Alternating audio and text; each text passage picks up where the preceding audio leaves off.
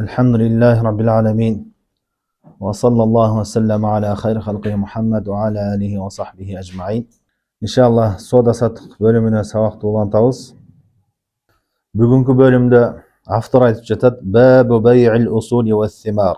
Дарактарды, бак дарактар бар го, ошолорду жана алардын мөмөлөрүнүн сатуу жолдору.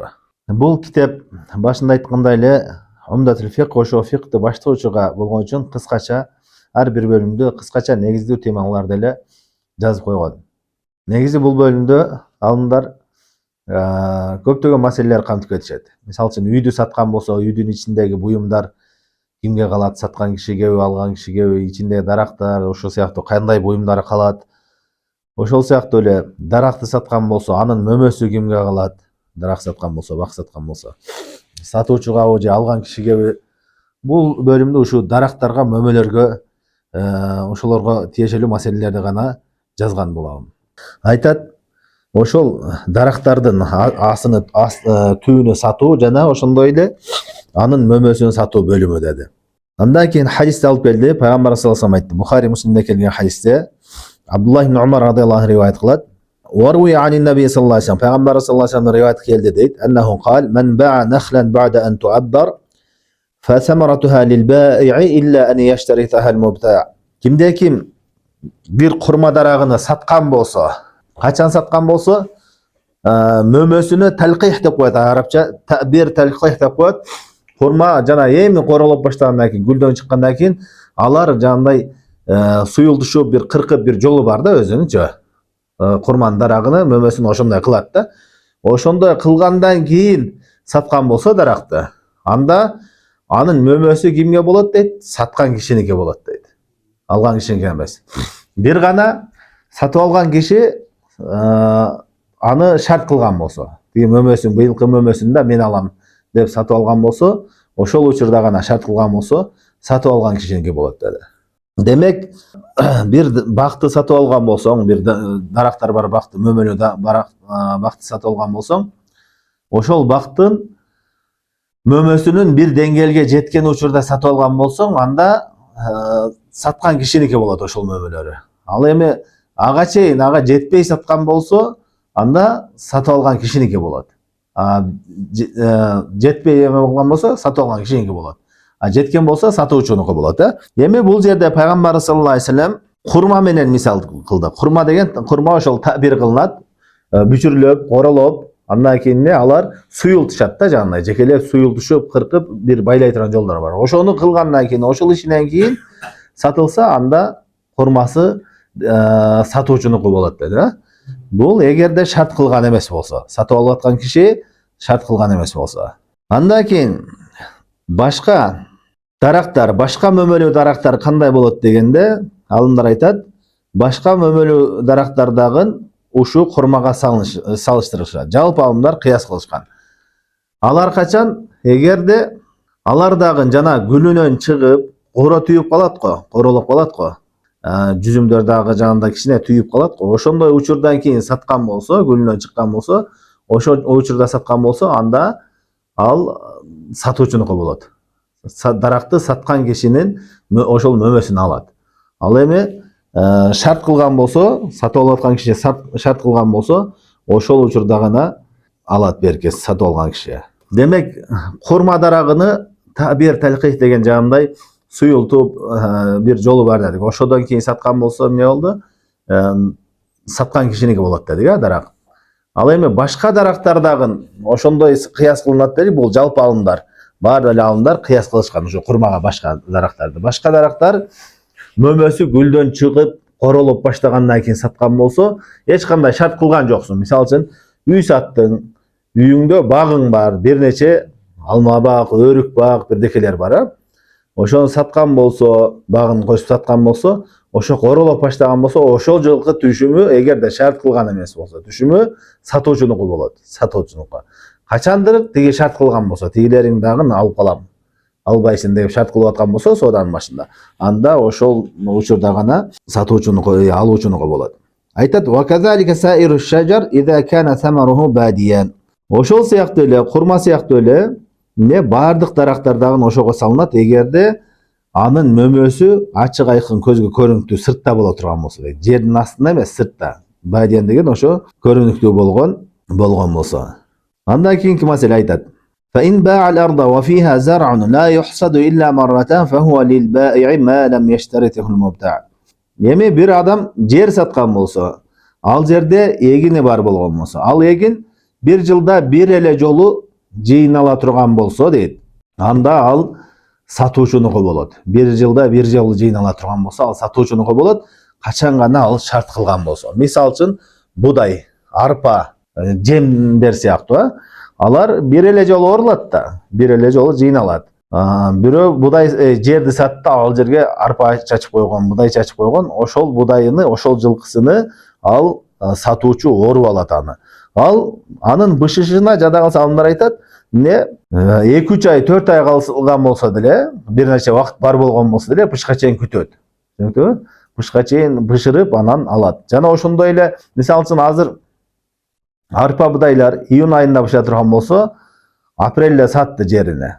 Айдылган арпа чачып койгон, анан апрелде саткан болсо, анда тиги сатып алган киши ошону бышырып, жыйнап алганга чейин күтүүгө милдеттүү. Ушунча сен пайдаландың деп андан ижара акысы алса болбойт. Түшүнүктүбү? Же бузуп салганы болбойт, акылуу эмес ага. Бул дагы ошондой, жанагындай эле мәлем ештаритул мубта. Эгерде сатып алып аткан киши сатып алып атканда шарт кылган болсо, могу эгиниң дагы мага калат деп шарт кылып аткан болсо, анда сатып алуучуга кала берет. Эгерде экөөнүн ортосунда эч кандай шарт болбой эле саткан болсо, сүйлөшүлбөй эле саткан болсо, эмне? Сатуучу кишиники болот. Айтат: "Ва ин кана южазз марратан бa'da ukhra fal usul lil mushtari wal juzza az-zahira 'inda al-bay' lil-ba'i'." Эгерде ошол эгини, жериндеги эгини кайра жыйнала турган нерсе болсо дейт. Анда түбү, тамырлары сатып алган кишиге өтөт. Ошол саткан учурда ачыкка чыгып бышкан эмелери, мөмөлөрү эмеге сатуучуга унуку болот дейт. Мисалы үчүн бадырың деп койлу. Бадырыңды тергенден кийин кайра 3-4 күндөн кийин кайра чыгып берет да. Саткан учурда барлары ошо сатуучунуку болот. Калганы сатып алган кишиге калат. Ошондой эле мисалы үчүн помидор болсун, же кандай бир неме кайра түйүп сала турган болсо, ал биринчи ошо саткан учурда бар нерселери бардыгы сатуучунуку, андан кийин ал терип алып жыйнап алган болсо, кийинки чыккандары сатып алган кишиники болот. Кийинки бөлүмдө айтат, бул да ошонун уламдысы, фаслун фи хукми бай'i симари ва салахиха. Эми мөмөлөрдү жана дарактарды сатуу боюнча болчу. Дарак сатканда үстүндө мөмөсү бар болсо, ал мөмөсү кимдики деген маселе болчу. Бул маселе ошол даракты эмес, мөмөнү, дарактын үстүндө турган мөмөнү качан сатканга уруксат берилет, кайсы убакыттан сатканга уруксат берилет деген маселе. Айтат, Наха Расулуллах саллаллаху алейхи вассалам, пайгамбар саллаллаху алейхи вассалам кайтарды кайсы нерседен? Ан бай'i самара хатта ябду салахуха. Пайгамбар саллаллаху алейхи вассалам мөмөнү сатуудан кайтарды, качандыр ал мындай жетилип баштаган, жарактуу болгонго чейин дейт да. Жарактуу болуп калганга чейин. Жарактуу болгондо гана саткыла дейт.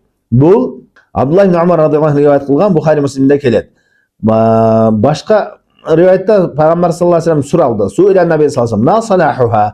Жарактуу болуп калганы кандай дегенде, ал айтты: "Хатта тазхаба ахатуха."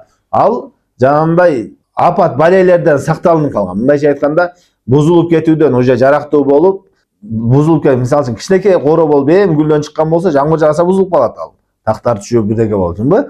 Уже баа бышып баштаган маалы да. Ошондой балелерден, жамгыр, андай мындай нерселерге туруштук бере турган деңгээлге жетип калгандыгы дейт да. Башка риваятта пайгамбар саллаллаху алейхи вассалам хатта тузхи, ошо жарактуу болуп, дамына кирип калганга чейин сатуудан кайтарды дегенде, ал кандай болот дегенде, хатта тахмара ва тасфар, кызарып, саргарып баштаганга чейин деди. Бул курма жөнүндө айткан. Бухари Муслимде келген хадисте. Демек, эмени дарактын үстүндөгү мөмөнү гүлдөн чыгары менен эле королугунда сатса болбойт. Чеки кезинде саткан болбойт. Качан саткан болот?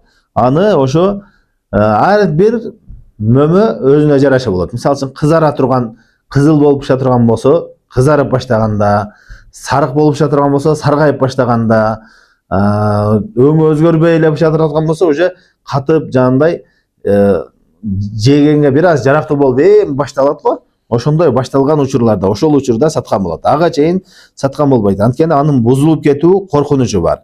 Сатып берген болсо бузулуп кетүү коркунуч бар. Биринчиден, эми ушу мөмөлөрдү сатканда, дарактан мөмөлөрдү сатканда маселени алымдар ушундай чечмелешет. Биринчи абалы 3 абалга бөлүшөт. Биринчи абалы ошол сата турган деңгээлге жете элек абалда короо учурунда саткан болсо, короо учурунда сатып туруп, бирок дароо үзүп кетесин деп шарт кылган болсо. Айтпадыкпы, саргайып, кызайып, жегенге жарактуу болуп баштаган учурда сатыш керек деп, бирок ошону эрте эле саткан болсо, мисалы үчүн алма кызарып баштаганда, эми кызарып баштаганда жегенге жарактуу болуп баштайт.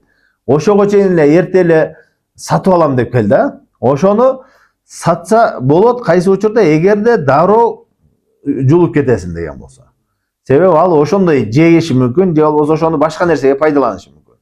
Демек биринчи абалы ошондой жетише элек учурунда саткан болот, качан эгерде дароо үзүп кетүүнү шарт кылган болсо.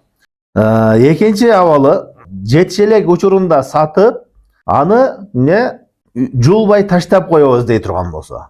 Бышканга чейин таштап коебуз. Эрте эле сатып, бышканда анан терип кетем деп келишкен болсо, бул болбойт. Бул адамдардын арасында таласизма жана хадисте ушул келет. Пайгамбар саллаллаху алейхи ва саллям жетил элек учурунда сатпагыла деди мөмө жебиште. Бул арам болот. Бул көп болот азыр, бак саткандарда көп. Жакшы жетил электе эле сатып бергендер болот да, багына чамалап туруп. Андай болбойт. Ошо жегенге жарактуу болуп, жетилип баштаганда сатыш керек. Үчүнчү абалы, бирөө саткан болсо, ошо жетил элек абалында саткан, бирок дароо кесип кетүүнү шарт кылган жок. Жана ошол учурда эле бышканда кесем деп да шарт кылган жок. Жөн эле сатып алды, эч кандай келишим жок эле сатып алган болсо, алымдар айтат, Аллах алам, бул дагы болбойт. Неге? Бул дагы жана хадиске кирет. Пайгамбар саллаллаху алейхи ва саллям мөмө жемишти жетил элек кезинде сатуудан кайтарды дегенге. Түшүнүктүбү? Андан кийин айтат: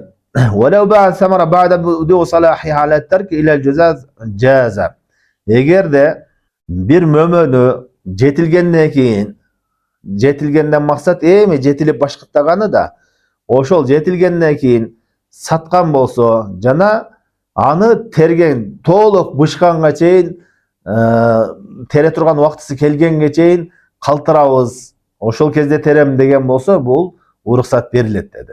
Бул нерсе проблема жок. Анткени башында сатканга уруксат берип атат. Бул жетилгенден кийин сатылып атат. Андан кийинки маселе, мөмө жемиштин жетилгендиги толук бардыгы жетилүүсү шарт эмес. Мисалы үчүн бир дарак болсо, алма кызара турган алма болду, бир-эки түп уже кызарып баштаган болсо болду, ал жалпы кызарды деген болот. Кичине кызар болсо, бардыгы болушу шарт эмес. Ошондой эле чоң бак боло турган болсо, ошо бактагы ошо жердегилердин баары тегиз кызарып ошондой болушу шарт эмес да. Ошо жерде башталдыбы, ошондой эме болду, сатса болот. Андан кийин айтты: "Fa in asabatha ja'ihatun raja'a biha 'ala al-ba'i' liqawli Rasulullah sallallahu aleyhi ve sellem: "Law bi'ta min akhika thamara fa asabathu ja'ihatun fala yahillu laka an ta'khudha minhu shay'an, ta'khudha mala akhika bighayri haqq." Эгерде бирөөдөн ошо жетилгенден кийин мөмө жемиш бир сатып алган болсо дейт. Бирөө сатып алган болсо, сатып алгандан кийин андан кийин бир кырсык келген болсо, каттуу мөндүр жаады, же болбосо бир шамал келип күүп салды, ошондой болгон болсо, андан тиги саткан киши акчасын кайтарып берет деген. Анткени пайгамбар саллаллаху алейхи ва саллям айтып атат: эгерде ошондой болуп бир кырсык келген болсо, анда сөзсүз түрдө акчасын кайтарып бериш керек дейт. Сен өзүңдүн бир тууганыңдын малын кандай акысыз жейсиң дейт. Ал мисалы үчүн мен саттым да болду, менетим деп айтышы мүмкүн да ал. Ал келе турган кырсык сен сатпасаң да келмек да, ал кырсык боло турган нерсе. Ошон үчүн ал жерде акылуу, берке сатып алган киши акчасын кайтарууга акылуу болот. Эгерде ошондойдо мисалы үчүн кырсык келе турган болсо, бир тобун алып кеткен болсо, бир тобу калган болсо, мисалы үчүн катуу шамал келип күүп койду, бирок дагы калды. Калган болсо, ошо калганын эсептейт дагы, күүлгөн деңгээлинде кайтарат акчасына. жарымы калган болсо жарымын акчасын кайтарат. Канча деңгээлде калган болсо ошонун акчасын кайтарат. Андан кийин айтат: "Ва салаху самарун нахли ан яхмарра ау ясфар." Эми курманын сатууга жарактуу болгон деңгээли дейт бул. Ал саргайып же болбосо кызарып баштаган деңгээли ошондо сатууга жарактуу болот деди Пайгамбар саллаллаху алейхи вассалам хадисте айткандай. Айтат: "Вал айна би ан ятамавва." Жүзүмдүкү кандай болот десе, жүзүмдүкү ошо жегенге ылайыктуураак болуп катып баштаганда мындай даамга келип баштайт го, ошол учурда дейт. Андан кийин айтат: "Васаир самар ан ябду фихи надж ва ятиб акулуху." Андан жүзүмдөн башка, курмадан башка бардык мөмөлөр кандай дейт? Ал эми бышып баштап жегенге жарактуу болуп калган деңгээли дейт. Бардык мөмөлөргө бул тиешелүү. Ушу менен бул бөлүм бүтөт. Могу матынды окуйбуз азыр кыскача иншалла. Айтат: "Бабы бай'ул усули ва симар." Жуңалсыздар. Биринчи бул бөлүм дейт усулдарды. Усул деген дарактын түптөрү, дарагыны, мөмөсү эмес. Жана мөмөлөрдү сатуу бөлүмү деди. Азыр эми биз биринчи бөлүгүн окуйбуз. Усул. Дарактарды сатууну. Айтат: "Ва руя анин наби саллаллаху алейхи ва саллям Пайгамбарыбыз саллаллаху алейхи ва салламдан келет, риваят кылынат, ал айтты дейт: "Мен ба'a нахлан бa'да ан туаббар фа самаратуха лил баи'i илля ан яштаритаха ал-мубта'." Пайгамбарыбыз айтты: "Кимде ким курма дарагыны саткан болсо, качан жанагындай эмне деп коет аны? Табир деген нерсе королонгондон кийин, бүчүрдөн чыгып, гүлдөн чыккандан кийин коро түйүп баштайт го. Ошондон кийин кескилешип, суюлтушуп бир иштерин кылат курманыкыны. Ошондой кылгандан кийин дарагыны саткан болсо, анда курмасынын мөмөсүнү сатуучу кишиники болот." Бир гана учурда сатып алган кишиники болот. Эгерде сатып алып атканда ошону шарт кылган болсо, мөмөсүнү быйылкысын да мага бересиң, албайсың деген болсо, анда ошонуку болот дейт. Андан кийин айтты: "Ва кадалика бай'у шажар иза кана самаруху бадиян." Ошондой эле башка дарактардан, курма сыяктуу эле башка дарактардан эмне сатылган болсо, эгерде мөмөсү үстүндө, жер үстүндө ачык айкын болгон мөмө болгон болсо, алар да ошондой дейт. Качан гүлүнөн чыгып, королоп баштагандан кийин дарак сатылган болсо, анда мөмөсү дарактын ээсиники болот. Fa in ba'a al-arda wa fiha zar'un la yuhsadu illa marratan fa huwa lil bai'. Эми бир киши жер саткан болсо, анын үстүндө ушундай эгиндер бар болгон болсо, бир жылда бир жолу эле жыйнала турган. Ал эмне ошол жылкы эгини түшүмү саткан кишиники болот деди. Бышканга чейин күтүп турат. Түшүндүңүзбү? Fa huwa lil bai' ma lam yashtarithhu mubta'. Эгерде шарт кылган болсо, анда сатып алган кишиники болот. Мөмөсүн албайсың, мөмөсү да мага калат быйылкы десе, анда сатып алган кишиники болот.